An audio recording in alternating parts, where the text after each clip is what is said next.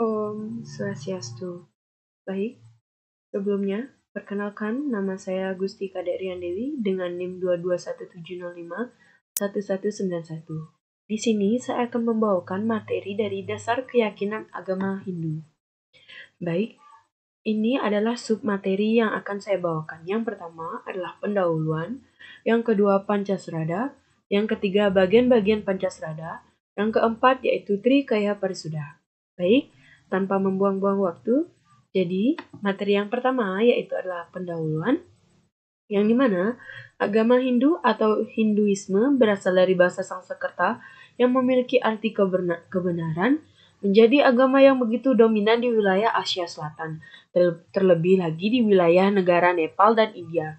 Agama Hindu menjelaskan tentang adanya kewajiban abadi atau kekal yang harus dilakukan oleh semua umat tanpa memandang kasta maupun strata. Kewajiban ini termasuk kesucian, pengendalian diri, dan kejujuran. Selanjutnya, materi yang kedua yaitu Pancasrada. Pancasrada secara etimologi terdiri dari kata panca dan srada. Panca adalah 5 dan srada adalah keyakinan atau kepercayaan. Umat Hindu berpegang teguh pada dasar keyakinan dalam menjalankan agamanya.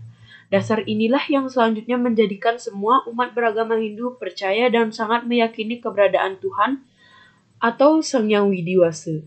Bagian-bagian dari Pancasrada yang pertama yaitu Brahmana atau Widi Tattva.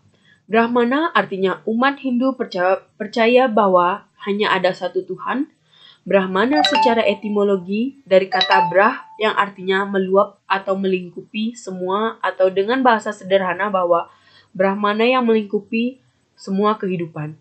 Tuhan dalam agama Hindu disebut sebagai Brahman Upanishad, mengajarkan Brahma memiliki dua aspek, yaitu Saguna Brahma dan Nirguna Brahman. Nirguna Brahman ditunjukkan kepada para jenani atau orang yang memiliki kesadaran rohani atau orang yang tidak terikat oleh kesadaran fisik. Yang kedua, Atman atau Atman Tattva. Atman atau Atma merupakan jiwa atau roh yang terdapat dalam tubuh kasar semua makhluk hidup.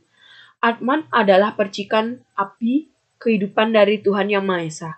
Atman yang menghidupi badan disebut jiwatman. Jiwatman dapat terpengaruh oleh karma atau hasil perbuatan di dunia ini. Atman sesungguhnya bersifat kekal dan sama, sehingga dalam proses kehidupan dikenal dengan nama yang namanya reinkarnasi, di mana reinkarnasi sesungguhnya kehidupan kembali dengan Atman yang sama dengan kehidupan sebelumnya. Tuhan berada di setiap makhluk hidup yang disebut sebagai Atman. Sedangkan Tuhan atau Brahma merupakan sumber dari setiap Atman yang berada dalam makhluk hidup. Tuhan merupakan awal, pertengahan, dan akhir dari setiap makhluk.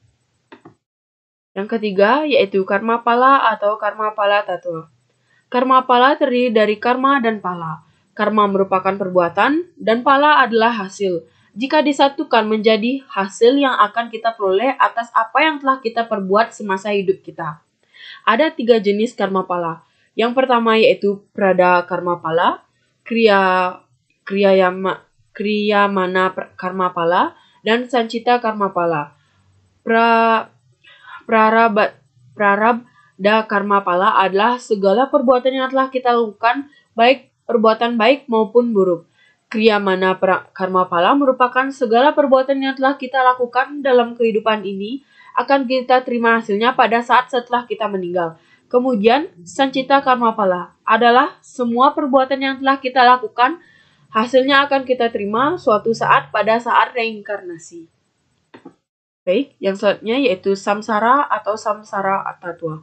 Samsara atau keyakinan adanya reinkarnasi atau disebut Punarbawa. Punarbawa adalah keyakinan bahwa semua makhluk hidup akan mengalami reinkarnasi. Reinkarnasi atau Punarbawa disebabkan karena hasil perbuatan makhluk hidup itu sendiri, baik yang ia lakukan pada saat ia menjalani hidup maupun apa yang ia lakukan saat ia menjalani kehidupan sebelumnya. Jika ada bekas-bekas lagi pada jiwatman, maka tidak akan ada yang menariknya ke dunia fana ini, dan Atman akan bersatu dengan Brahman atau ide Sang Yang Widiwasa atau tujuan akhir dari agama Hindu yaitu moksha. Selanjutnya, moksa atau moksa tattwa. Tujuan akhir agama Hindu ini yaitu mencapai moksa dan kesejahteraan manusia. Jika yang mengalami moksa tidak lagi mengalami ikatan nafsu dan keduniawian yang bersifat maya atau palsu, jiwanya telah sepenuhnya terbebas dari rasa suka dan duka yang berasal dari keduniawian. Mereka yang telah mencapai moksa, jiwanya telah mengalami kebahagiaan dan ketenangan yang kekal dan sesungguhnya. Untuk mencapai moksa secara berangsur-angsur, manusia harus menjalankan sembahyang, memusatkan cipta dan mengeningkan cipta atau samadhi, sehingga dapat membebaskan diri dari ikatan duniawi dan mencapai tujuan tertinggi yang yaitu bersatunya Atman dengan Brahman. Namun, walaupun kita memusatkan cipta dan mengeningkan cipta, tapi kita tidak berlaku baik yang sesuai dengan karma pala itu sendiri, maka kita tetap tidak akan bersatu dengan moksa. Untuk bersatu dengan moksa, kita harus memadukan dua itu. Yang pertama yaitu memusatkan dan mengeningkan cipta dan memusatkan cipta dan berlaku baik pada sesama makhluk hidup. Maka dari itu kita akan mencapai moksa atau bersatu dengan Atman dengan Brahman. Baik, materi selanjutnya yaitu Trikaya Parisuddha. Trikaya Parisuddha adalah 3 perilaku pada manusia dalam mensucikan dirinya. Ketiga perilaku ini yaitu, yang pertama, pikiran atau mancika parisuddha. Ajaran ini mengajarkan pada pemeluk agama Hindu tentang cara bagaimana manusia harus mampu berpikir dengan sebaik atau sebenar-benarnya. Yang kedua, bicara atau wacika parisuddha.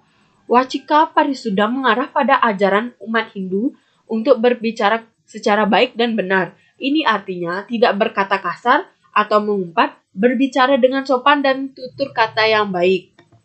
Yang ketiga, perilaku atau kayika parisuddha.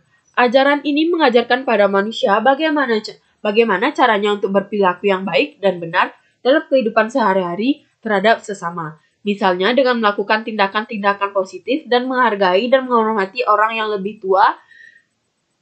Menghormati dan menghargai ini tidak harus pada orang yang lebih tua.